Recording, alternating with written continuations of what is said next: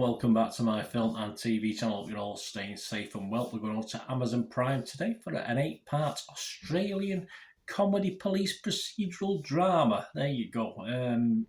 Okay, we'll talk about this. It's getting a lot of love out there, and it's called Deadlock. Please, if you are new to the channel, push that subscribe button, push the bell notifications, everything film and TV, reviews like this, information blogs, lots of different things. If you like Deadlock, which a lot of people did, give us a thumbs up. If you're not overly impressed, give us a thumbs up. But if you just like my feeble efforts to give you some information from critics and the public alike, as well as my own two pennyworth, give us a thumbs up. Give us that like, it'd be great, guys.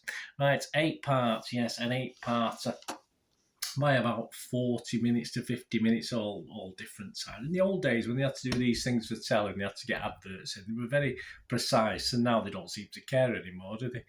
It's written or put together by comedy duo Kate McCartney and Kate McLennan. If you know those, they're not overly familiar with me. Will I want to go and seek them out? Possibly not, actually. What's it about? Well, it's all set in the town of Deadloch, hence the name, Tasmania. Preparations are being made for the winter festival, or feastival, when a local man turns up dead, and a detective from Darwin, Sammy, arrives to work on the investigation with a hard-nosed local Bobby Box. An overeager junior Yami also stars. Of course, we've got that. So we've got Kate Box, got Madeline Sami, Alicia Gardiner, Nina Oyama, Holly Austin, and Tom Ballard, Astrid Wells Cooper as well. And not familiar faces to me. You may be more familiar if you watch a lot of Australian stuff, but certainly not to me. Rotten Tomatoes audience, there's no breakdown on this at all. 90% positivity. So every 10 people who watched it, 9 liked it. Can't argue with that. Well, you can, but you won't get very far. Internet Movie Database, this score's actually gone up over the last few weeks. 5,100 reviews and scores, approximately 5.1k. 7.1 out of 10. That's not too shabby, is it? Critics, Rotten Tomatoes, well, the public like it, didn't they? Rotten Tomatoes audience, their critics, 100%. 8 critics, that's only 8 critics, so an average rating of 7.8 out of 10. So they all liked it. And the consensus, an irreverent twist on the crime procedural, Deadlock's addictive mixture of mystery and mordant humour makes most of its corpse-strewn competition look comparatively stiff. Right, okay. The critics, let's have a look at some of the critics. Got 3 here, we'll quote. Luke Buckmaster from The Guardian, he liked it. He gave it 80 out of 100. He said, the overall package is something else. Mean, mordant, and murderously amusing entertainment, whipped up with a devil's grin. Yeah, mordant again. I think that's the word for the day, isn't it? Mordant. I'll have to find out what it means. Vanity Fair's Joy Press give it 8 out of 100 as well, and said, while it's Eddie and Dulcie that command the storyline, a menagerie of brilliant written and acted townsfolk and lower-ranking police round out the picture beautifully.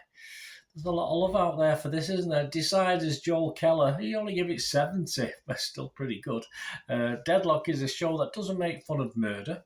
No, but has a lot of fun with the people investigating the murders, along with everyone who might be a suspect, and does so in pretty entertaining way.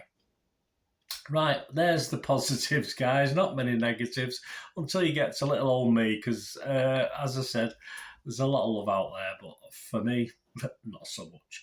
It's just a real mixed bag. As a comedy, for me, it wasn't overly funny. As a procedural crime drama, it was all a little bland and boring. I didn't like the main characters at all. They did the chemistry.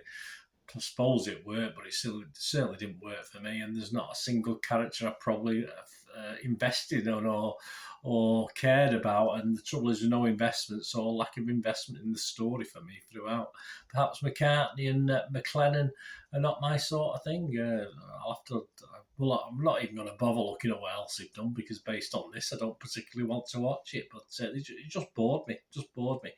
And just how much it bored me. This came out in early June, about the 3rd of June, I think it was, on Amazon, and I'm recording this on the 15th of July. So that's how long it took me to watch this, in little dribs and drabs, because I couldn't be bothered. And I thought, well, I'll keep watching it because it might get better. There's a lot of good positivity about it, so I might be missing something. And I literally up to about episode 6 or 7, really concentrated and put other things to one side and tried to get into it, tried to like it, tried to smile at some of the humour. and I just didn't. I mean, you know me, guys. If I like something, I'll binge watch it. If this is 8 episodes, it would have been knocked off in a couple of days, an evening and an afternoon or an evening. So yeah, just very disappointing for me. I didn't like it at all, but you might like it. As I said, it's all opinions, isn't it? It just didn't work for me, unfortunately.